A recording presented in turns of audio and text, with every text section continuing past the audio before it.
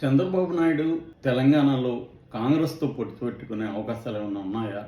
అన్న డౌట్ ఇప్పుడొచ్చింది. ఎందుకంటే ఆయన శనివారం ఇక్కడ తెలంగాణ టీడీపీ నాయకులతో సమావేశమయ్యాడు.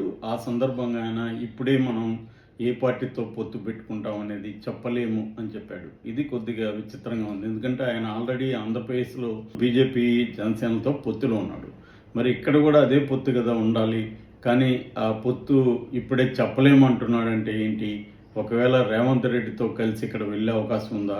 ఎందుకంటే ఆయన రేవంత్ రెడ్డి ప్రభుత్వాన్ని కూడా పొగిడాడు. రేవంత్ రెడ్డి చాలా బాగా పనిచేస్తున్నాడని చెప్పాడు. సో ఈ నేపథ్యంలో ఆయన కాంగ్రెస్తో కూడా పొత్తు వెళ్ళే అవకాశం ఉందా?